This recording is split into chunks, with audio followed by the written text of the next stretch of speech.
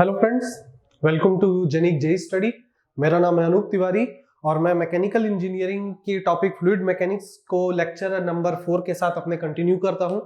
Okay, so friends, last lecture में मैंने आप लोगों को नॉन न्यूटोनियन फ्लूइड्स के बारे में पढ़ाया था। वहां पे मैंने different types of non Newtonian fluids के बारे में आप लोगों को एक ग्राफ के थ्रू समझाया था। ओके, आज जो टॉपिक हम लोग कर रहे हैं वो है बल्क मॉड्यूलस और कंप्रेसिबिलिटी ऑफ द फ्लूइड्स के बारे में।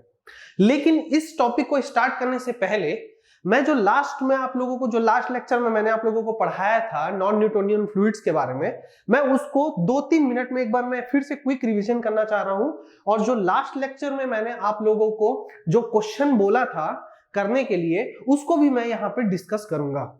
ओके, तो चलिए समझते हैं। देखिए फ्रेंड्स, ये जो नॉन न्यूटोनियन फ्लूइड, इसके लिए मैंने एक इक्वेशन दी गई थी। ये था मेरा नॉन न्यूटोनियन फ्लूइड का इक्वेशन। ओके फ्रेंड्स, तो ये जो मेरा नॉन न्यूटोनियन फ्लूइड का जो ये इक्वेशन था, उसके हिसाब से मैंने इस ग्राफ में उन अलग अलग नॉन न्यूटोनियन फ्लूइड को मैंने प्लॉट किया था और मैंने उसके लिए N और B की वैल्यू बताई थी। यहां पे जो टाउ है फ्रेंड्स, वो है मेरा शियर स्ट्रेस, ठीक है। du by dy जो है मेरा, वो है रेट ऑफ शियर स्ट्रेन। तो टाउ को मैंने y एक्सिस में ड्रॉ किया है और du by dy को मैंने x एक्सिस में ड्रॉ किया है, ठीक है। जो a और b है, ये है मेरा कांस्टेंट, जहां पे a जो है वो मेरे स्लोप को दर्शाता है, जो मेरे कर्व की प्रॉपर्टीज को बताता है, और ये जो b जो है ये मेरा इंटरसेप्ट है।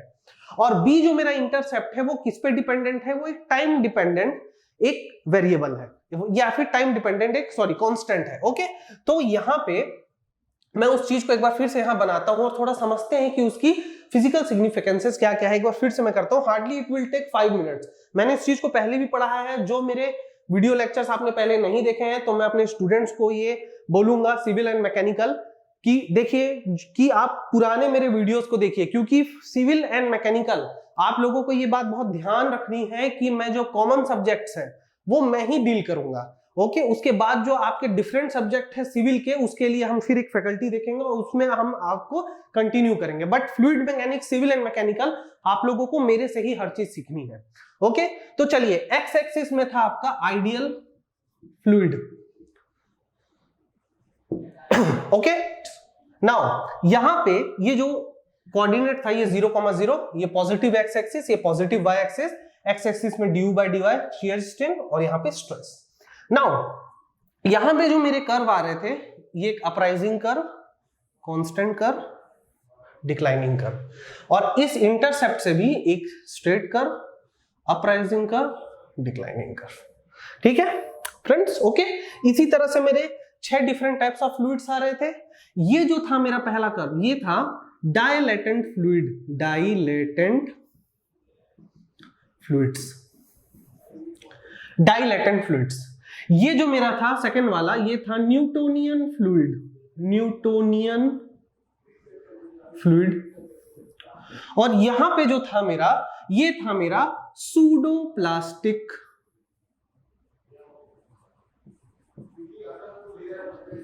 ठीक है, pseudo plastic, PSCUDO, pseudo plastic. यहां पे जो था मेरा था रियो प्लास्टिक,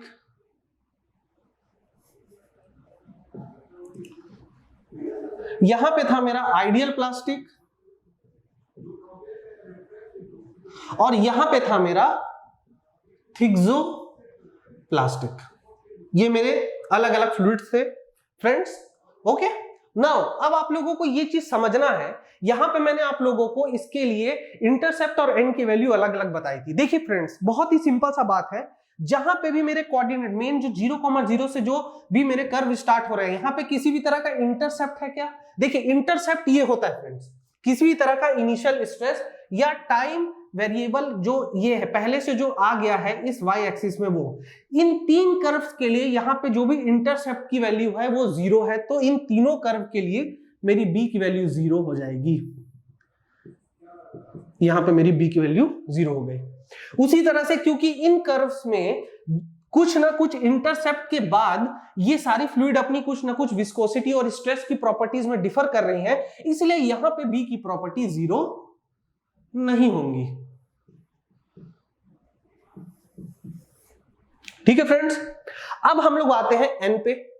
तो मैंने आप लोगों को एक और चीज बताया था कि जहां जहां पे मेरे अपराइजिंग कर्व है, देखिए अपराइजिंग कर्व, यहां पे मेरा n ग्रेटर देन 1 होगा, तो यहां पे भी क्या होगा, n ग्रेटर देन 1, और जहां पे भी मेरा डिक्लाइनिंग कर्व है वहां n लेस देन 1 होगा, तो यहां पे भी मेरा n less than 1।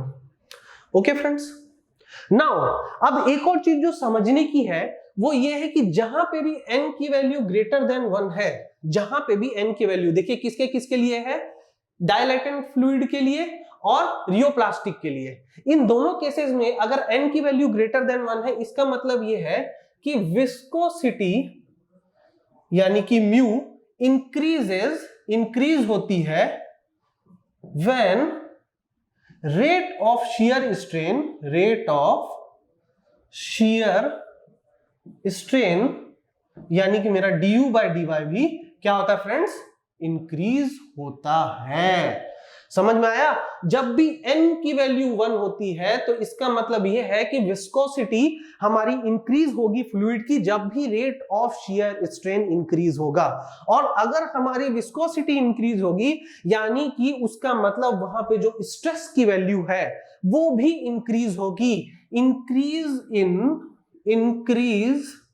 In viscosity is equal to increase in shear stress. क्यों ऐसा, ये मैं कैसे कह सकता हूं, फॉर्मूला देखिए फ्रेंड्स, फॉर्मूला में जो ये टाउ है, ये ए वाला जो है फ्रेंड्स, यही एक्चुअली में मेरी विस्कोसिटी होती है। न्यूटोनियन फ्लूइड में हम लोग ने पढ़ा था tau is equal to mu du by dy, यानी कि जो टाउ है ये डायरेक्टली प्रोपोर्शनल है म्यू के, यानी कि अगर म्यू की वैल्यू मेरी ज्यादा होगी, फॉर एग्जांपल अगर मैं इसको 2 लिखूं तो 2 इंटू du बाई dy, लेकिन अगर मैं इसको 3 कर दूं, अगर मैं म्यू की वैल्यू को 3 पास्कल सेकंड कर लूं तो इसकी वैल्यू बढ़ जाएगी।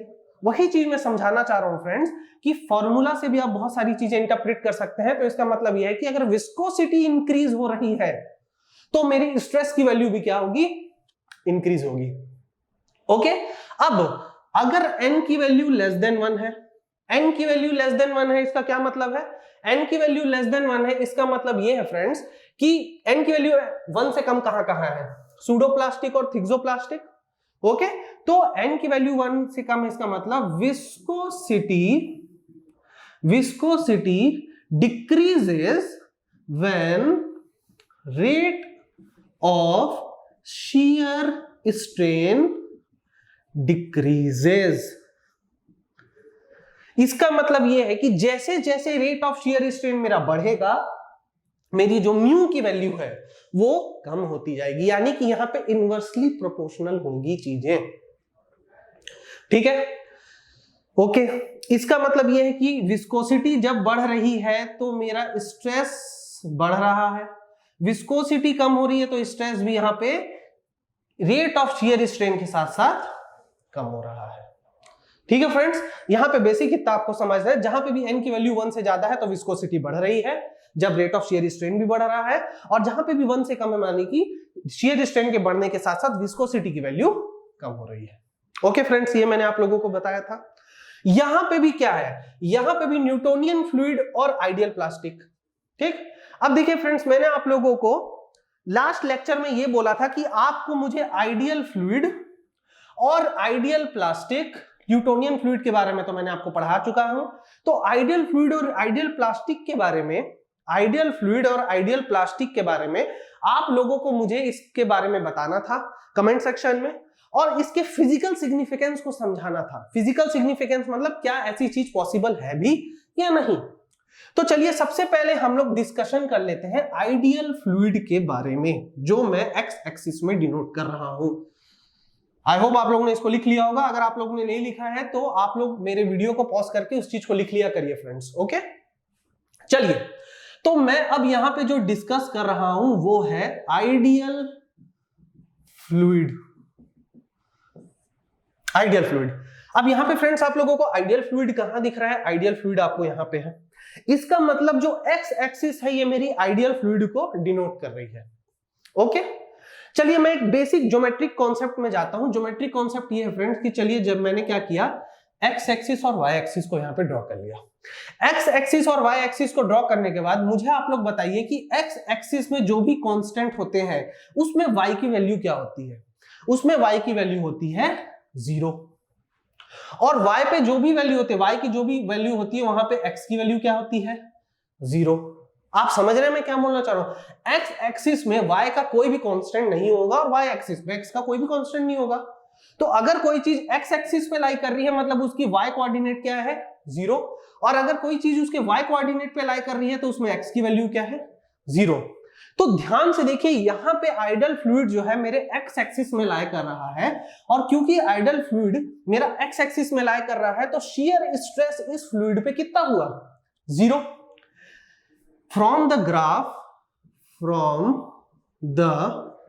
Graph we can relate that in ideal fluid stress is equal to 0। अब इसका क्या मतलब हुआ कि स्ट्रेस 0 के बराबर है? स्ट्रेस 0 के बराबर है, इसका मतलब ये हुआ in ideal fluid there is no viscosity. मतलब कि आइडियल फ्लूइड वो फ्लूइड होते हैं जिसमें किसी भी तरह की विस्कोसिटी लगती ही नहीं है। यानी कि यहां पे जो म्यू होगा फॉर आइडियल फ्लूइड ये हो जाएगा 0। ये है इसका मैथमेटिकल टर्म। अब इसका फिजिकल सिग्निफिकेंस क्या है? यानी कि आइडियल फ्लूइड एक ऐसी फ्लूइड है जो जब बह रही है तो उसमें किसी भी तरह की विस्कोसिटी कम ही नहीं कर रही है, किसी भी तरह की डायनामिक विस्कोसिटी उस फ्लूइड में लग ही नहीं रही है। अगर कोई भी डायनामिक विस्कोसिटी फ्लूइड में लग ही नहीं रही है इसका मतलब वो फ्लूइड पॉसिबल है ही नहीं। इसका मतलब यह है कि यूनिवर्स में ऐसा फ्लूइड नहीं है। I don't know other galaxies में हो जाए, पर वो पता करने के लिए हमें कई करोड़ों साल लगेंगे। तो फिलहाल अभी प्रेजेंट के लिए मैं ये बोल देता हूं कि फिलहाल तो यूनिवर्स में हमने ऐसा कोई भी फ्लूइड नहीं खोजा है जिसकी विस्कोसिटी जो हो वो 0 हो। ओके फ्रेंड्स, तो ऐसा कोई भी फ्लूइड नहीं होता। देखिए यहां पे जितने भी फ्लूइड्स हैं आपके जितने भी फ्लूइड्स हैं वो सारे के सारे फ्लूइड्स जो हैं आप लोगों को उसमें कुछ ना कुछ म्यू की वैल्यू है। बट आइडियल फ्लूइड का मतलब यह है कि इसमें कोई भी क्या है? विस्कोसिटी है ही नहीं, वहां पे किसी भी तरह का फ्लो के दौरान स्ट्रेस लग ही नहीं रहा है। तो ऐसी कोई भी फ्लूइड पॉसिबल है ही नहीं। Okay friends, I am sorry. उसके बाद अब आपका जो आता है वो सेकंड आता है आइडियल प्लास्टिक। जो दूसरा पॉइंट है ये है मेरा आइडियल प्लास्टिक। इसका क्या मतलब हुआ friends?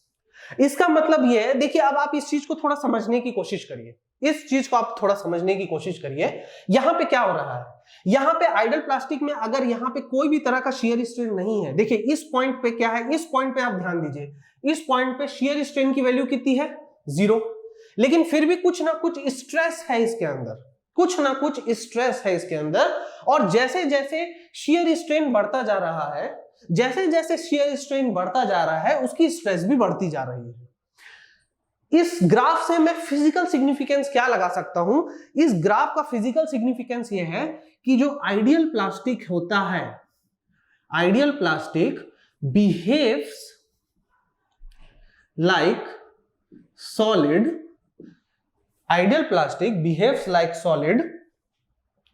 in low stress and behave like viscous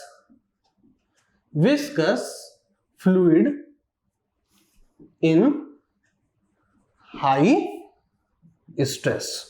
इसको भी थोड़ा समझ लेते हैं, इसका मतलब क्या हुआ फ्रेंड्स।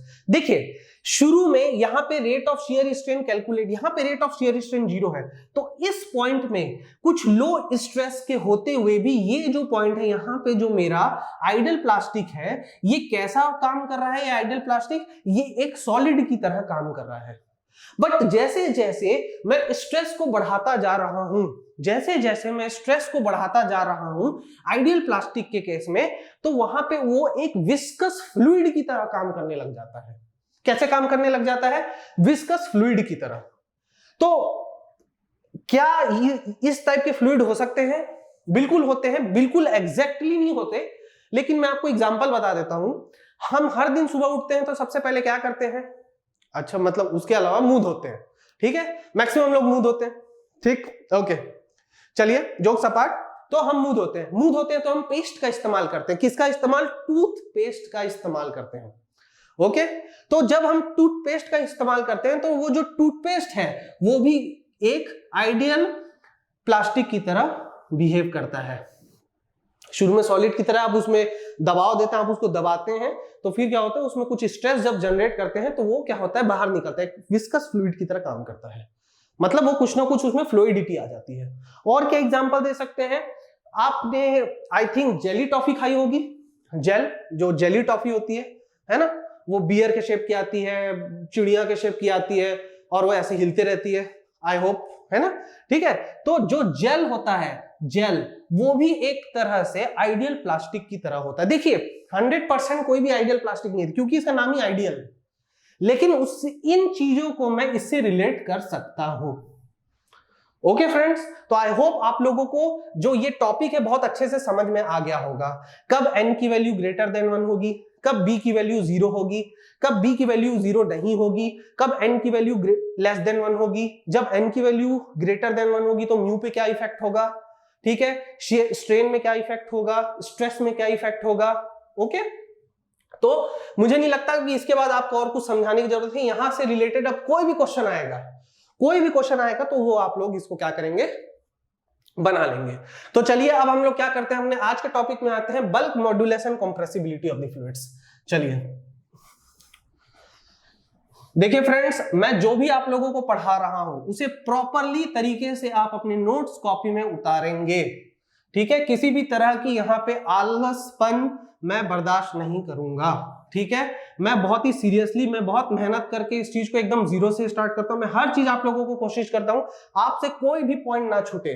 अगर मेरा एक भी पॉइंट छूटेगा तो मैं उसे नेक्स्ट लेक्चर में कवर करूंगा। मैं आपके लिए इतनी मेहनत करूंगा, लेकिन आप लोगों को भी मुझे क्या करना होगा, मेरे दिए हुए असाइनमेंट्स को आपको करना पड़ेगा। ओके फ्रेंड्स, तो चलिए आज का नया टॉपिक भी हम लोग स्टार्ट करते हैं कुछ सेकंड्स के बाद।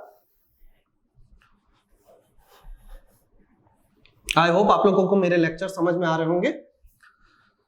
ओके, चलिए अब हम आते हैं bulk modulus and compressibility of the fluids. Bulk modulus and compressibility of the fluids, bulk modulus and compressibility of the fluids। क्या होता है ये? देखिए फ्रेंड्स, हर मैटर की अपनी कुछ प्रॉपर्टीज होती है, ठीक है। किस तरह की प्रॉपर्टीज? फॉर एग्जांपल टेम्परेचर एक प्रॉपर्टी है। टेम्परेचर से क्या होता है, हम उसका रेट ऑफ हीट ट्रांसफर, ठीक है, हम वो मेजर करते हैं, उसका तापमान मेजर करते हैं। टेम्परेचर एक प्रॉपर्टी हो गया, वॉल्यूम एक प्रॉपर्टी हो गया, प्रेशर एक प्रॉपर्टी हो गया, ठीक, बहुत अलग अलग तरह की प्रॉपर्टीज होती है, ठीक है। उसी तरह से देयर आर इनफाइनाइट नंबर, मतलब बहुत सारे प्रॉपर्टीज होती हैं किसी भी मैटर की, ठीक। यहां पे भी हम क्या कर रहे हैं, कंप्रेसिबिलिटी एंड बल्क मॉड्यूलस की जो बात कर रहे हैं, these are also the properties of the solids and liquids. देखिए मैं इस चीज को लिखता हूं, उसके बाद मैं आप लोगों को समझाता हूं इस चीज का मतलब। Bulk modulus and compressibility are the properties of solids and liquids. बहुत ध्यान से समझने की कोशिश करिएगा कि मैंने यहां पे लिक्विड लिखा है, मैंने यहां पे फ्लूइड नहीं लिखा है, ठीक है। तो जो बल्क मॉड्यूलस होता है और जो कंप्रेसिबिलिटी होती है वो बाकी अलग अलग प्रॉपर्टीज की तरह सॉलिड और लिक्विड की एक बेसिक प्रॉपर्टीज होती है, ठीक। और ये जो होती है ये डिफरेंट डिफरेंट मटेरियल्स के साथ साथ चेंज होती है। तो मैं ये इसको यहां पे ये भी लिख सकता हूं, it depends upon the materials also. मतलब यहां पे मैं जो भी सॉलिड का मटेरियल ले रहा हूं अलग अलग, या different type of liquid use कर रहा हूं, तो अलग अलग मटेरियल के लिए इनकी जो वैल्यूज होती है ये चेंज होती रहती है। ओके, चलिए तो इसको एक बार हम लोग क्या करते हैं, मैथमेटिकल टर्म्स में भी सीख लेते हैं कि ये होता क्या है। तो जो सबसे पहले मैं लिख रहा हूं, सबसे पहला है मेरा, सबसे पहले जो मैं पढ़ा रहा हूं वो मैं आपको पढ़ा रहा हूं बल्क मॉड्यूलस, ठीक है, bulk modulus. Genic Prime is the new features by Genic Education where you will get 450 plus video series questions explanation, Prime Facebook group for doubt solving, assignments, live sessions and many more. If you are interested then visit website and join quickly. For any query call on 9837933283. क्या होता है भाई bulk modulus, इसको समझ लेते हैं। देखिए bulk modulus को इट इज डिनोटेड, इसको हम कैसे डिनोट करते हैं, इट इज डिनोटेड बाय के, इसको हम लोग के से डिनोट करते हैं, ठीक है। हमेशा आप मॉड्यूलस को के से ही डिनोट करेंगे बल्क मॉड्यूलस को। तो इट इज डिनोटेड बाय के, इट इज रिटन एज, ये कैसे किया जाता है, तो के की जो वैल्यू होती है friends minus DP upon DV by V होती है। ओके, ये हमारा क्या होता है फ्रेंड्स, फॉर्मूला होता है। इसको आप लोग नोट कर लेंगे, ओके, बहुत अच्छे से। और एक और इसका फॉर्मूला होता है वो भी मैं लिखवा देता हूं। ये फॉर्मूला नहीं है फ्रेंड्स, ये एक बेसिक सा नॉलेज है, आप इसको लिख लेंगे। के जो होता है वो होता है डीपी अपॉन डी रो बाय रो। ध्यान रखेंगे एक चीज का, यहां पे नेगेटिव साइन है, यहां पे नेगेटिव साइन नहीं है। जो आप लोगों को एग्जाम्स में खासकर एसएससी जेईई में जो अगर इससे क्वेश्चन आएगा तो यहां पे आप लोगों को साइन का ध्यान रखना बहुत जरूरी है। आपको वो ये फॉर्मूला दे देगा और बहुत सारी जगह ये लोग बच्चे जो गलतियां करते हैं वो इस माइनस साइन को भी कंसीडर कर लेते हैं। माइनस साइन सिर्फ इस फॉर्मूला में है, इस फॉर्मूला में नहीं है। ओके, तो इस बात का आप बहुत अच्छे से ध्यान रखेंगे, ठीक। अब मैं यहां पे लिखवा देता हूं कि ये सब है क्या। तो देखिए फ्रेंड्स, जो डीपी है ये है चेंज इन प्रेशर, ठीक। ये जो डीपी है ये है चेंज इन प्रेशर।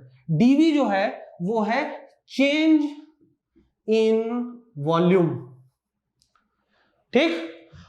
डी रो जो है वो है चेंज इन डेंसिटी। यहां पे जो V है वो वॉल्यूम को डिनोट कर रहा है और जो रो है वो डेंसिटी को डिनोट कर रहा है। किसके लिए, हमारे मैटर्स के लिए या मटेरियल के लिए, सॉलिड्स एंड लिक्विड्स के लिए। ओके फ्रेंड्स, तो ये जो फॉर्मूला है ये होता है बल्क मॉड्यूलस के लिए। अब जो दूसरा होता है मेरा, दूसरा जो सेकंड होता है वो होता है compressibility.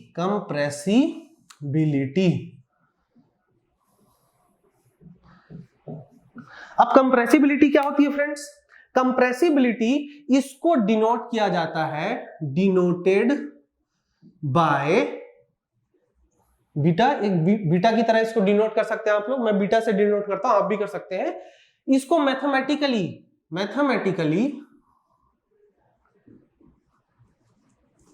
It is written as, तो बीटा का जो होता है वो होता है 1/k। कितना इजी है, बिल्कुल है कि नहीं फ्रेंड्स। ये होता है रेसिप्रोकल ऑफ बल्क मॉड्यूलस, ठीक है फ्रेंड्स। ओके, इसका मतलब अगर मैं इसको और फॉर्मूला वाइज ही लिखना चाहूं तो बल्क मॉड्यूलस क्या हो जाएगा, बल्क मॉड्यूलस हो जाएगा minus DV upon V DP. Okay, ये फॉर्मूला किसके लिए हो जाएगा, ये इन टर्म्स ऑफ अगर मैं वॉल्यूम लिखना चाह रहा हूं तो, ठीक है। और बल्क मॉड्यूलस क्या हो जाएगा, D rho upon rho dp। लेकिन मैं आपसे ये कहूंगा कि आप इसको इस फॉर्म में ना याद रखिए, इस फॉर्म में याद रखिए, आप बल्क मॉड्यूलस को याद रखिए। ठीक है, अगर आपको न्यूमेरिकल पूछा जाता है तो आप क्या करें, बल्क मॉड्यूलस को कैलकुलेट कर लें, क्योंकि आपने इसको इस फॉर्म में याद किया, और उसके बाद कंप्रेसिबिलिटी निकालने के लिए उसका जस्ट रिवर्स कर दीजिए। फॉर एग्जांपल, अगर आपका बल्क मॉड्यूलस 300 न्यूटन पर मीटर स्क्वायर आ रहा है, ठीक है, अगर आपका बल्क मॉड्यूलस इतना आ रहा है तो आपकी कंप्रेसिबिलिटी कितनी होगी, 1/300। ठीक है फ्रेंड्स, तो मैं आपसे यही रिक्वेस्ट करूंगा, ठीक है, कि आप इसको इस फॉर्म में याद रखें, ना कि इस फॉर्म में। तो आप अभी इसको क्योंकि देखिए फ्रेंड्स, अभी तो आपके पास फ्लूइड मैकेनिक्स है, उसमें इतने सारे टॉपिक्स हैं, फिर इतने सारे सब्जेक्ट्स आएंगे, तो आप हर चीज का फॉर्मूला याद नहीं कर सकते। आपको क्या करना है, आपको कॉन्सेप्ट पे ध्यान देना है। अगर आपको कॉन्सेप्ट समझ में आ रहा है तो आप फॉर्मूला रफ पेपर में भी तुरंत नोट कर सकते हैं। ठीक है, आप जो भी कॉम्पिटिटिव एग्जाम देते हैं आपको एक रफ पेपर मिलता है, आप वहां पे जब क्वेश्चन सॉल्व करें तो तुरंत उस चीज को बगल में लिख लें। ठीक है, जब भी आप वो क्वेश्चन सॉल्व कर रहे हैं, क्योंकि अगर आप याद करने जाएंगे तो there are thousands of formulas, आप हर चीज याद नहीं कर सकते। ठीक, तो ये जो है मेरा बेसिक डेफिनेशन है बल्क मॉड्यूलस एंड कंप्रेसिबिलिटी का। लेकिन फ्रेंड्स क्या होता है, जो न्यूमेरिकल्स और जो क्वेश्चंस पूछे जाते हैं वो गैसेस के लिए भी पूछे जाते हैं। और मैंने क्या कहा था, यहां पे मैंने लिक्विड लिखा था, यहां पे तो मैंने फ्लूइड नहीं लिखा था, तो उसके पीछे कुछ कारण भी होगा। वो क्या कारण है वो देखते हैं। तो यहां पे अब मैं लिख रहा हूं bulk modulus and compressibility of gases. देखिए फ्रेंड्स क्या होता है, सॉलिड्स एंड लिक्विड्स के लिए बल्क मॉड्यूलस एंड कंप्रेसिबिलिटी उसकी एक प्रॉपर्टी होती है, और अलग अलग मटेरियल के लिए अलग अलग होती है। लेकिन गैसेस के लिए जो बल्क मॉड्यूलस और जो कंप्रेसिबिलिटी होती है वो उसके प्रोसेस पे डिपेंड करती है, यानी कि किस प्रोसेस से होके जो मेरा गैस है वो अपनी एक प्रॉपर्टी से दूसरे प्रॉपर्टी की ओर बढ़ रहा है। ठीक है, फॉर एग्जाम्पल मेरा कुछ गैस है, मेरे पास कोई भी गैस है, चाहे वो एयर हो सकता है, ऑक्सीजन हो सकता है, नाइट्रोजन हो सकता है, किसी भी तरह का गैस हो सकता है, वो अपनी किसी प्रोसेस की वजह से अपने एक स्टेट से दूसरे स्टेट की तरफ वो क्या हो रहा है, ट्रांसफॉर्म हो रहा है। तो वो जो स्टेट चेंज आ रहा है वो किसके अंडर हो रहा है, क्या वो कांस्टेंट प्रेशर में हो रहा है, क्या वो कांस्टेंट वॉल्यूम में हो रहा है, क्या वहां कोई हीट ट्रांसफर हो रहा है, क्या वहां पे टेम्परेचर मेरा इक्विलिब्रियम पे है। ये सब चीजों को मुझे कंसीडर करना पड़ता है। उसके बाद ही मैं गैसेस के लिए बल्क मॉड्यूलस एंड कंप्रेसिबिलिटी को क्या करता हूं फ्रेंड्स, कैलकुलेट करता हूं। तो अगर मैं इस चीज को यहां पे लिखना चाहूं तो यहां पे आप लिखेंगे bulk modulus and compressibility depends upon the process for gases. ठीक है, अब ये क्या अलग, अब देखिए ये जो प्रोसेस है ये क्या होता है, ये किस टाइप के प्रोसेस होते हैं, तो चलिए उसको भी पढ़ते हैं। आई होप आप लोग ने इसको लिख लिया होगा, अगर आप लोग ने इसको नहीं लिखा है तो इसको लिख लीजिए वीडियो पॉज करके, क्योंकि मैं इसको मिटा रहा हूं। ओके,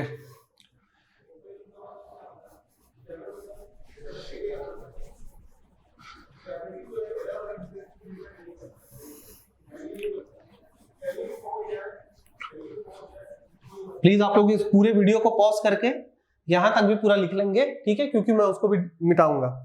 नाउ अब हम लोग डिफरेंट टाइप्स ऑफ प्रोसेसेस पढ़ेंगे, कितने डिफरेंट टाइप्स ऑफ प्रोसेसेस होते हैं। ठीक, चलिए, तो जो सबसे पहला प्रोसेस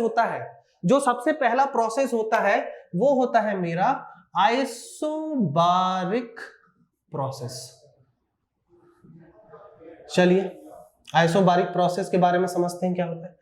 आइसोबारिक प्रोसेस का मतलब ये होता है फ्रेंड्स कि जो भी मेरे ट्रांसफॉर्मेशन हो रहे हैं किसी भी गैसेस के from one state to another, वो एक कांस्टेंट प्रेशर के अंडर हो रहा है।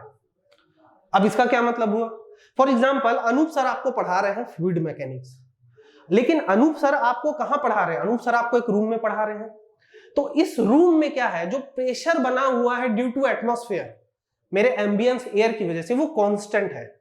मेरे चलने की वजह से या मेरे एनर्जी लॉस करने की वजह से इस प्रेशर में किसी भी तरह का डिफरेंस नहीं आ रहा है। तो मैं ये कह सकता हूं कि मैं जो आप लोगों को इस क्लास में फ्लूइड मैकेनिक्स पढ़ा रहा हूं, एक आइसोबारिक प्रोसेस में पढ़ा रहा हूं। यानी कि अगर मैं इसको एकदम इजी लैंग्वेज में बोलूं तो बस आपको ये ध्यान रखना है कि pressure is PRE pressure is constant. इसका मतलब ये होता है कि आइसोबारिक प्रोसेस वो प्रोसेस होता है जहां पे मेरा प्रेशर कांस्टेंट होता है।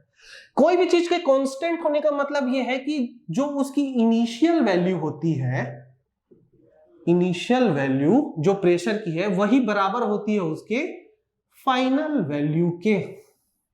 ठीक है, यानी शुरू में जितना प्रेशर था वही क्या था, उसका फाइनल प्रेशर था। तो अगर मैं इसमें चेंज इन प्रेशर निकालना चाहूं तो वो कितना होगा friends, P final minus P initial, और दोनों क्या थे, बराबर थे, तो डेल्टा P की वैल्यू क्या आ गई, 0। ठीक है, समझ में आ रहा होगा फ्रेंड्स आप लोगों को। तो अगर यहां पे डेल P की वैल्यू यानी चेंज इन प्रेशर की वैल्यू अगर 0 आती है तो मैं वहां पे क्या निकालूंगा, बल्क मॉड्यूलस। तो चलिए इसके लिए हम बल्क मॉड्यूलस कैलकुलेट करते हैं। तो बल्क मॉड्यूलस जो के है वो हो जाएगा friends minus dP upon dV by V, यही होता है। अभी हमने आइसोबारिक प्रोसेस के लिए क्या किया, -0। देखिए dP की वैल्यू क्या है, चेंज इन प्रेशर, जो ये अपन हमारा जो आप इसको dP भी लिख सकते हैं, है ना। तो ये मेरा जो dP है क्या है, 0 अपॉन dV बाय V। कोई भी चीज जब 0 से डिवाइड होती है तो वो क्या हो जाती है, 0। इसका मतलब ये है कि आइसोबारिक प्रोसेस के लिए हमारा जो बल्क मॉड्यूलस होता है वो क्या होता है फ्रेंड्स, 0। तो अब चलिए मुझे आप लोग बताएंगे, चलिए बताइए, वीडियो पॉज करिए और तुरंत कमेंट सेक्शन में लिखिए कि कंप्रेसिबिलिटी की वैल्यू क्या होगी, तुरंत। ओके, चलिए आप लोग ने मेरे ख्याल से लिख लिया होगा तुरंत वीडियो को पॉज करके। तो जो बल्क मॉड्यूलस की वैल्यू होगी वो क्या होगी, 1/0। 1/0 क्या होता है, इन्फिनिटी। अगर आप लोगों ने इन्फिनिटी लिखा है तो वेल डन, नहीं लिखा है तो कोई बात नहीं, मैंने लिख दिया। ठीक, थोड़ा सा फास्ट बनना पड़ेगा फ्रेंड्स जो नहीं लिख पाते हैं, ठीक है। ओके, नाउ ये मेरा हो गया कौन सा प्रोसेस, आइसोबारिक प्रोसेस। चलिए अब दूसरे प्रोसेस की तरफ बढ़ते हैं, इसको भी आप लोग ने लिख लिया होगा, तुरंत इसको मैं मिटा रहा हूं।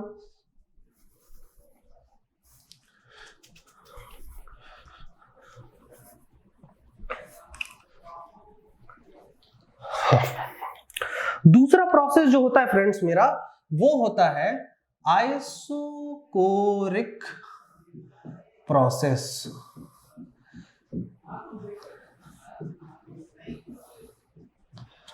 प्रेशर को मैंने कांस्टेंट रख लिया तो दूसरे चीज में क्या कांस्टेंट रखूंगा, बच्चे बोलते हैं वॉल्यूम। अरे जरूरी नहीं है ऐसा, लेकिन हम कर लेते हैं खुशी के लिए, ठीक है। हम मान लेते हैं भाई चलो आइसोकोरिक प्रोसेस में वॉल्यूम मेरा 0। मानना क्या है, आइसोकोरिक प्रोसेस का मतलब ये होता है फ्रेंड्स कि वॉल्यूम इज कांस्टेंट।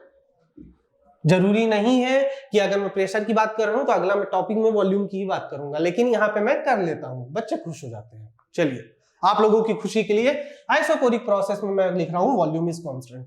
तो अगर मेरा वॉल्यूम कांस्टेंट है तो dV की वैल्यू क्या हो जाएगी फ्रेंड्स, 0। क्यों, क्योंकि वॉल्यूम इनिशियल वॉल्यूम फाइनल के बराबर हो जाएगा कि नहीं हो जाएगा friends, volume initial volume final के बराबर हो जाएगा, तो dV की वैल्यू क्या हो जाएगी, 0।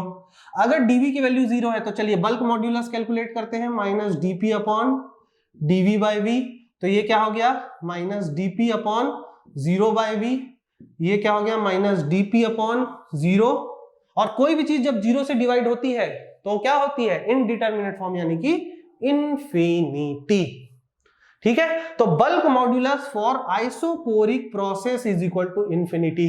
तो चलिए तुरंत मेरे वीडियो को पॉज करिए और कमेंट सेक्शन में मुझे लिख के बताइए कि कंप्रेसिबिलिटी की वैल्यू क्या होगी। कंप्रेसिबिलिटी की वैल्यू जो होगी वो होगी 0।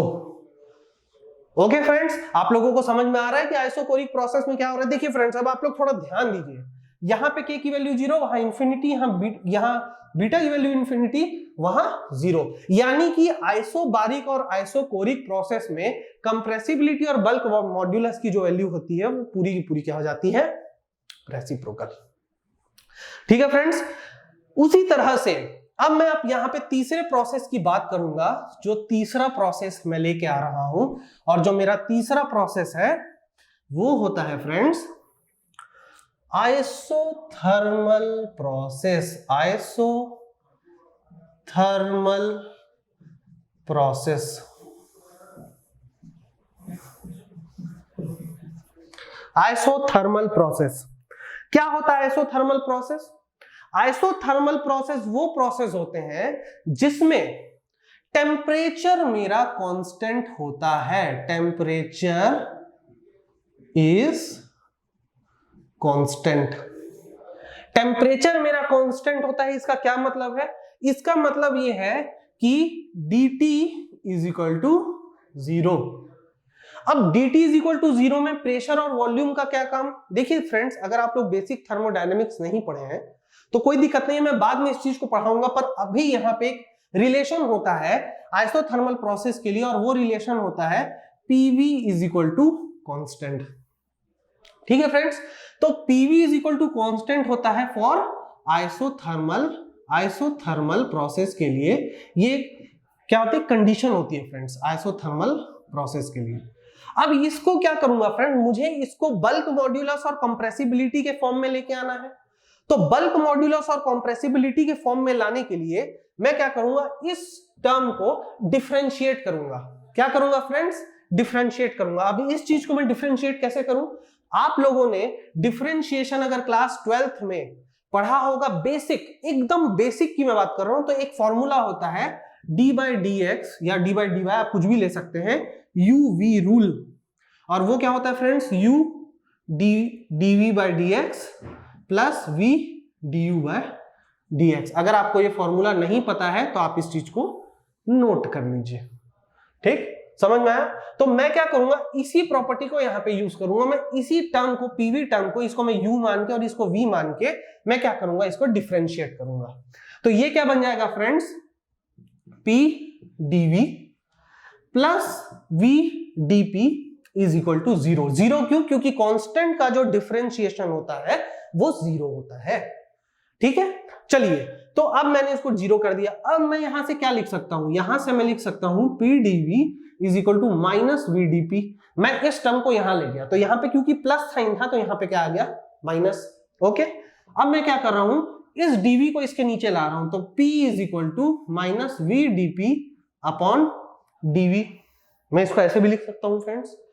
अब देखिए मैं क्या कर रहा हूं, मैं इस P को लिख रहा हूं P is equal to dp minus sign के साथ अपॉन dv बाय v। ये मैंने क्या किया? देखिए, ये जो v है इसको अगर मैं फ्रैक्शन फॉर्म में लिखूं तो ये dv बाय v होता है, यही ऊपर आ जाता है इसके साथ मल्टीप्लाई होने। फॉर एग्जाम्पल, अगर मैं कह रहा हूं x upon a by b, तो इसको मैं कह सकता हूं x into b by a। ये दोनों एक ही चीज है। ठीक है, तो मैंने इस फॉर्म से इसको इस फॉर्म में रख दिया। ओके फ्रेंड्स, तो ये जो मेरा कहला गया ये P। अब ध्यान से देखिए, ये जो फॉर्मूला है यही तो मेरा क्या होता है? बल्क मॉड्यूलस का formula, minus del P upon del V by V।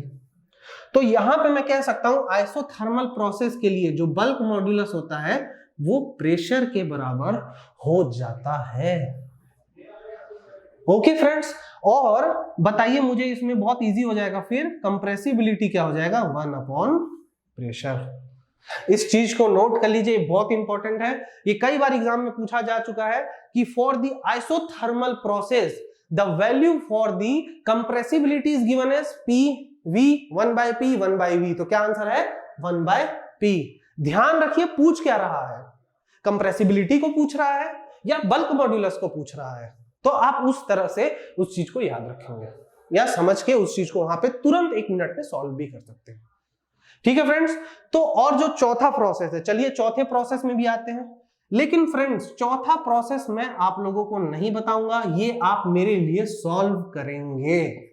मुझे नहीं आता, क्योंकि मुझे नहीं आता, और मैं ये सोच के चल रहा हूं कि मेरे बच्चे इतना सीखने के बाद उसमें मेरे को सॉल्व करने में मेरी मदद करेंगे। तो जो चौथा प्रोसेस होता है वो होता है एडियाबैटिक प्रोसेस।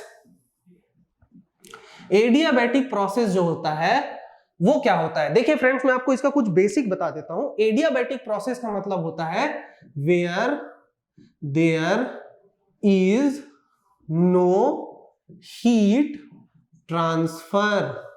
जब कोई भी हीट ट्रांसफर ना हो तो वो मेरा एडियाबैटिक प्रोसेस कहलाता है। एडियाबैटिक प्रोसेस में क्या होता है? चेंज इन हीट, किसी भी तरह का हीट ट्रांसफर नहीं है, हीट को हम लोग Q से डिनोट करते हैं, तो चेंज इन हीट की वैल्यू हो जाती है 0। और इसके लिए जो मेरा इक्वेशन होता है पीवी फॉर्म में, वो दिया जाता है PV to the power gamma is equal to constant, जहां पे P है प्रेशर, V है वॉल्यूम, और जो गामा है वो गामा है एक कांस्टेंट। वो क्या होता है, क्यों होता है, वो मैं थर्मोडायनेमिक्स में करूंगा। अभी के लिए बस आप ये मान के चलिए कि गामा V का एक पावर है जो कि कांस्टेंट है। अब आप लोगों को इसमें मुझे कंप्रेसिबिलिटी और बल्क मॉड्यूलस का वैल्यू बताना है। ये आप लोगों का टास्क है। इसे आप लोग मेरे नेक्स्ट लेक्चर के आने से पहले या मेरे नेक्स्ट लेक्चर को देखने से पहले ये चीज आप ये मेरे इस वीडियो के कमेंट सेक्शन में लिख के मुझे बताएंगे, ठीक है? अगर आपको गामा टाइप करने में मुश्किल हो रहा है तो आप इसको सी के फॉर्म में भी लिख के मुझे कमेंट सेक्शन में बता सकते हैं। मैं बहुत ज्यादा आपका एनर्जी वेस्ट नहीं कराना चाहता, बट मुझे नहीं पता ये कैसे निकलेगा। तो आई होप मेरे स्टूडेंट जो आप लोग ये देख रहे हैं वो इस चीज को सॉल्व करेंगे। अगर आप लोग से ये नहीं बनेगा तो मैं कोशिश करूंगा नेक्स्ट लेक्चर में इसको सॉल्व करने का। ओके फ्रेंड्स, तो आज के लिए हम लोग इतना ही रखते हैं। यहां पे हमारा bulk modulus and compressibility of the fluid का जो बेसिक है वो खत्म होता है। नेक्स्ट लेक्चर में हम सरफेस टेंशन के बारे में बात करेंगे। सरफेस टेंशन एक बहुत इंपॉर्टेंट फ्लूइड प्रॉपर्टी होती है वो भी। ओके फ्रेंड्स, और अगर आप लोगों को मेरा ये वीडियोस अच्छे लगते हैं, अगर आप लोगों की मेरा ये कॉन्सेप्ट डिलीवरी पार्ट अच्छा लगता है, तो प्लीज जेनिक जेई स्टडी को लाइक करें, सब्सक्राइब करें, ज्यादा से ज्यादा लोग मुझसे जुड़े, कमेंट सेक्शन में मुझसे ढेर सारे सवाल पूछे। और बहुत ही जल्द मैं एक बहुत ही अच्छे अनाउंसमेंट करने वाला हूं ताकि हम आपस में एक दूसरे से प्रॉपर कनेक्शन हो सके, ठीक है? एक जेई का फेसबुक पेज भी हम क्रिएट कर रहे हैं स्पेशली मैकेनिकल एंड सिविल के लिए, ठीक है? अभी तक तो इलेक्ट्रिकल के लिए चल रहा था, लेकिन अब मेरे आने से एक सेपरेट पेज क्रिएट किया जा रहा है फेसबुक में। उस पेज में भी आप लोग मुझे इससे रिलेटेड क्वेश्चंस, डाउट्स, न्यूमेरिकल्स मुझसे आप बेझिझक पूछ सकते हैं, मैं भी आपसे पूछूंगा। देखिए फ्रेंड्स, अगर आप मुझसे कनेक्ट होंगे तो ही मुझे लगेगा कि मेरा पढ़ाया हुआ चीज आपको समझ में आ रहा है। ओके, तो चलिए आज हम इस टॉपिक पे खत्म करते हैं। नेक्स्ट टॉपिक में मैं एडियाबैटिक प्रोसेस में बल्क मॉड्यूलस एंड कंप्रेसिबिलिटी आपको निकाल के दिखाऊंगा। बट आई होप मेरे सारे बच्चे इसको कैलकुलेट करके पहले से बैठ जाए, ताकि आप जब उस वीडियो में बैठे तो फट से 5 मिनट आगे बढ़ा देना उस वीडियो को, ठीक है? 5 मिनट आप उस वीडियो को आगे बढ़ा देंगे ताकि हम सरफेस टेंशन और क्या करेंगे, सरफेस टेंशन की प्रॉपर्टी को हम पढ़ेंगे, ठीक है फ्रेंड्स? तो चलिए इस टॉपिक को अब यहीं खत्म करते हैं आज के इस वीडियो को। नेक्स्ट वीडियो के लिए all the best, thank you.